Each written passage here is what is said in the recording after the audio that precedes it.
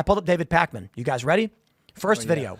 GOP down first time in 3 years. Trump crashes at rally. The next one. Trump crashes out half-empty rally. The next one. GOP down under Trump.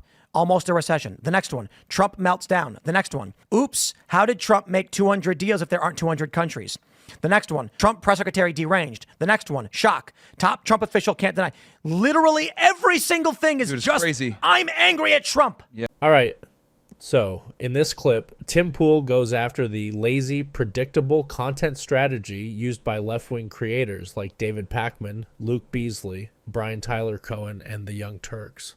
Tim Pool shows how channels like David Pakman's aren't really about news or serious debate. They're just nonstop Trump bashing for clicks. While David Pakman builds his brand on emotional thumbnails and anti-Trump titles, Tim Pool breaks down real news, tackles policy, and brings actual analysis. This clip is a perfect example of why Tim Pool continues to grow, while David Pakman and others stay stuck in a reaction-based echo chamber. If you want to see the difference between a news channel and a political outrage machine, Tim Pool lays it out right here. I watch a lot of like leftist creators to see their ridiculous points. That's how I even came across this whole Judge Dugan thing and how they were crying and complaining how stupid they are. But yeah, you're right. Half of it is them literally complaining about Trump or saying, look at me prove this Trump supporter wrong on tariffs. Like that's literally all they do. They put Trump in a thumbnail and show something about MAGA being stupid, whatever it may be. Like that's what they do. Every big left-wing political commentator. And you're right. They don't have anybody big on their side. I mean, AOC is the biggest and Bernie, but I wonder about that. I'm going to take a look at the stories that we've got right now. So if I go to our channel, all of them, and I'm not gonna cover this up. I'm going to read literally our schedule for the next several segments. Here's how we do this at Timcast. At the end of every show, Kellen, one of our producers, comes in and he says, here are the unique segments from the show. I then look at the titles and either agree or say maybe change this one. And then he and the team will thumbnail up. I think Kellen does all the IRL clips. They're nodding at me, yes. And then they get scheduled for the rest of the week. We've got Ozempic causes blindness, America in a soft civil war, Facebook blocks Republican candidate, corporate press lies, Joe Biden accused of fake photo. That was a funny one. Researchers caught using AI bots to manipulate. Documents proving Abrego Garcia. These ones are published by now. Wisconsin Supreme Court suspense. These are largely news stories. These are the segments from the show. They are not the show titles. The show titles are almost always like big political story, usually related to Trump. I'm willing to bet that if I go to a liberal podcast and pull up their videos, they're not going to be news stories. They're going to be political attacks on MAGA or Trump. 100%. And here's the thing. They do that because that's really the only way they get views a lot of times, because people are tired. Like the past 10 to 15 years, people have been really tired of this woke agenda, and like liberal content creators have not been getting as much traction. So the way they do it is they just got to insult or attack conservatives or Trump. That's how they do it. I'm going to, again, not selective. I'm going to read directly the list from Luke Beasley. First one, watch reporter destroy Trump. Second one, psychologist explains why Trump is effed in the head. The next two are members-only bonus shows. The next one is watch Trump's face as his own fans lose it. The next one, oh shit, Trump cries. The next one, watch Trump suffer panic spiral. The next one, MAGA host laughed at her face. The next one, breaking Trump rally utter catastrophe. 2 bonus shows. It literally just says bonus show members only. Yep. The next one, Fox host panics as focus group crushes Trump. The next one, OMG Trump butt dials reporter. The next one, Levitt presser goes south. There's no news. There's that's the reactionary. It's just, the next one. Kalinsky, Trump asked question fails. The next one. MAGA fans meet Zelensky turns against Trump. 2 bonus shows. The next one. Trump's brain suddenly powers down. The next one. Hegseth screams face off on TV. The next one. Trump was asked about her. That's all it says. Dude, there's no political analysis or commentary. It's literally just like reacting to something that Trump did and saying, look at this bad fascism. So this is what they do. That's how I knew about the whole Dugan thing. I was like, these guys have it 100% wrong. And that's just one video I tuned in to to see. So this is what we're doing wrong. Like I just read the segments for you guys. Ozempic, the soft civil war, Facebook blocks a Republican candidate, the corporate outrage stuff. Corporate press lies, deport Detroit women. Joe Biden fake photo. Researchers caught the AI bots. Court docs Abrego Garcia. Like here's how we do the show. So in the morning when I'm doing the morning show, I'm lining up all of these different stories and I'm reading everything. Then before Timcast IRL, at about 7:15, I come in. I've already got a bunch of stories pulled up. We then start arranging them in ways that largely I do it, making what I think makes sense. If we're starting with this story, these stories make sense and we'll go in this order. Sometimes we change it. I then ask the crew, what do you guys think is the big lead story of the day? Today we were like, it might be the Ukraine thing. We actually didn't get into this agreement on minerals. And then we talked about it. We're like, I don't know. Trump saying that he's like alluding to suspending habeas corpus is massive. Yep. We then record each segment using the news story as the launching point.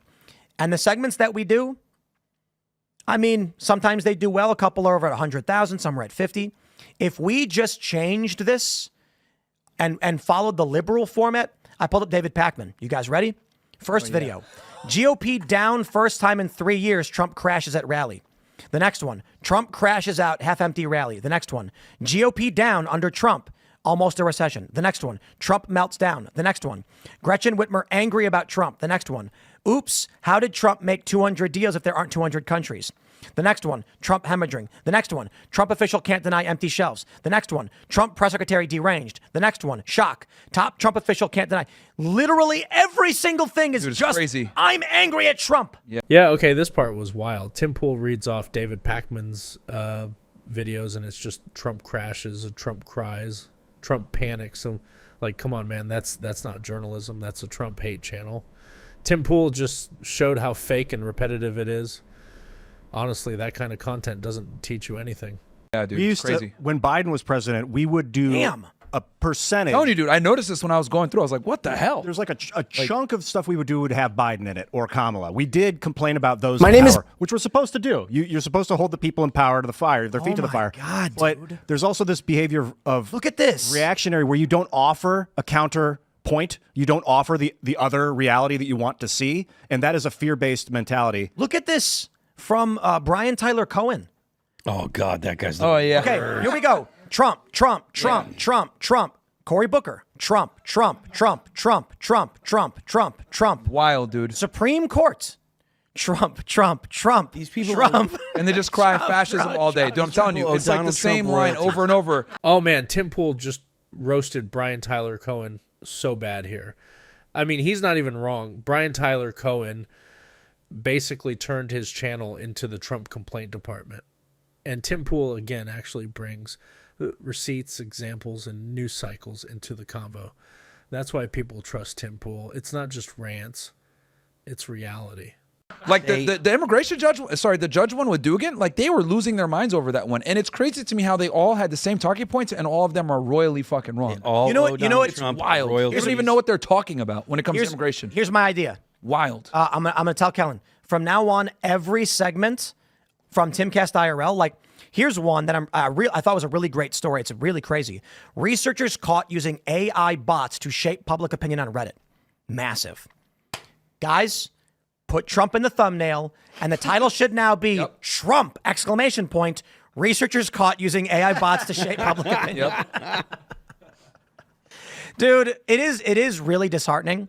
And here's the to thing, see they're that- getting views because a lot of these people aren't even really Democrats a lot of times. They're just people that dislike Trump. So they know, all right, even though I'm not going to get a lot of people that even agree with my political ideology, I just know that a lot of them dislike Trump. So I'm going to go ahead and put him in the title so I can get everyone to kind of come in and watch it because they just hate Trump. Brian Tyler Cohen is the Trump review channel.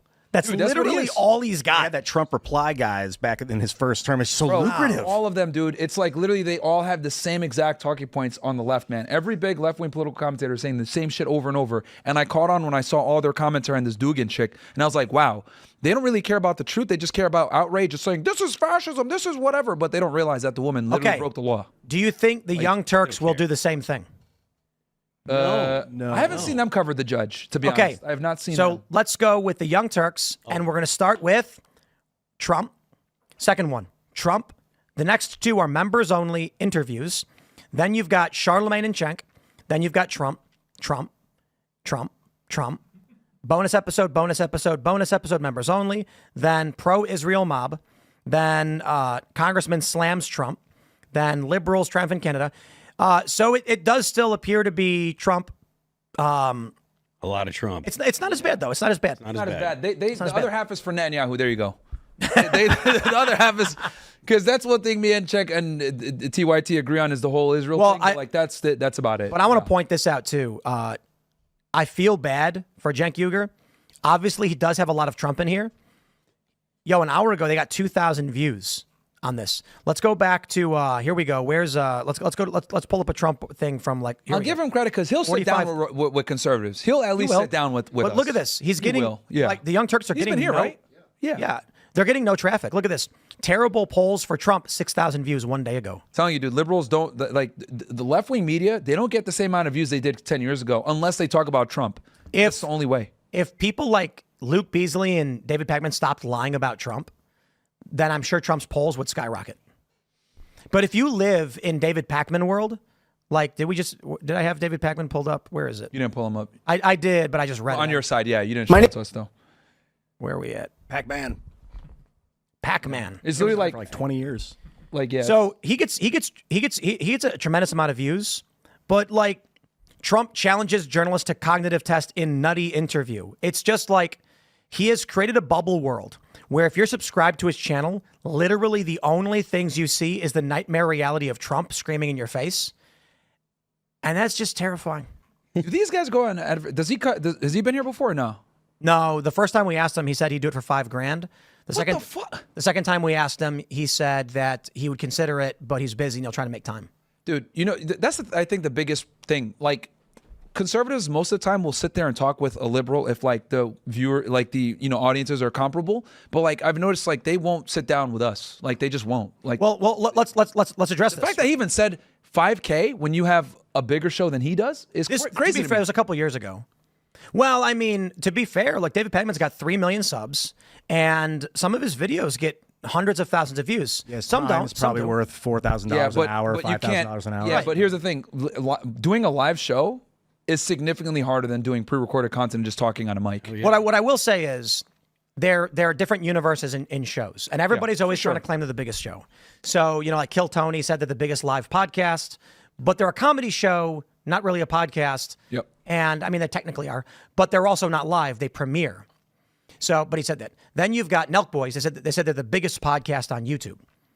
Everybody's trying to claim. I mean, Joe Rogan's on YouTube and he's bigger than that. Yeah. There's not. But what I will say is, we actually track the live metrics, and Timcast IRL is the third biggest live stream in the country, and we've consistently been for the past couple of years. It is surprising to me too because you know why he won't come on? Because it's live. Exactly. When it's live, dude, what I've realized, like from meeting people, there's very few people that can actually live stream, dude. Like me, you, a couple others, but most YouTubers actually can't live stream and be able to speak and talk about things real time. Like these guys that do pre-recorded content like this, they're just not good live. And then for them to be in an adversarial environment and have to be live, it's a double win. Well, so here's the point I was going to make. Right now, between YouTube and Rumble, we're at about 70,000 concurrent viewers. Yep. And we hit between like 63, 70K, which puts us almost every day, Monday through Friday, at around third place. David Pakman, and my point is, I think that's because as I went through our list of segments that we put up. We got 70 right now, pretty much. Yeah. I'm looking at the numbers right around 70. Rumble and YouTube, it's around 70. Right now around 70. It's going down because we're getting, I got to go to Super Chats, but I want to make this point. So we cover all the big stories these are what's trending in the news and stories we think are big and that are important, like the AI bot stuff. And Moscow bombs Kiev. I mean, one of our segments, Moscow bombs Kiev, 73,000 views, not political. War, conflict, crisis, because I think these things are important. I think this confers to us a large live audience who knows that we're going to talk about an eclectic spattering of news, largely political. The reason why David Pakman can't come on this show, or Kyle Kalinske, is that all David Pakman does is say everything Trump does is wrong no matter what. In the isolated confines of the Pakman compound, and it's true of Luke Beasley, and it's true of Tyler Cohen, the only thing they can say is, here's a selective video of Trump, and I'm going to insult him, and that's it. Yeah. If you were actually to bring him in here and say, let's talk about foreign policy, like you and I are going off on the Suez. I mean, we were really in the weeds on like the Caspian. And here's the thing: Sea. we disagree, and we can still have a discussion. These guys can't do it, bro. That's what I've realized with a lot of these. Like, they just can't have disagreements and conversations and be civil. They just can't. But you know, Luke, I'll give him credit. He came here. Like me and Andrew destroyed him and another guy. But my point is, you come here. Yeah. You want to come here, and you're going to say, here's why I think this thing in the Middle East is happening this way. Yep. And I'll say, I think you're wrong. It's this way. Yep. David Pakman couldn't say anything about that. He'd be confused. Yeah. He'd be like, honestly, I haven't read anything about that. But if you want to know why I think Trump smells bad, I'll tell you what I think. Yeah. A lot of them Well, don't even we care don't- about foreign policy. We don't care. They don't care about foreign policy. Tim Pool didn't just call out Luke Beasley, David Pakman, Brian Tyler Cohen, and the Young Turks. Tim Pool dismantled their entire content model. While they rely on emotional rants and Trump hate to stay relevant, Tim Pool stays grounded in facts, real news, and open discussion. Whether it's digging into foreign policy or exposing AI propaganda, Tim Pool actually delivers value, and the numbers speak for themselves. Tim Pool's show is bigger, smarter, and more honest than any of the clickbait circus coming from the other side.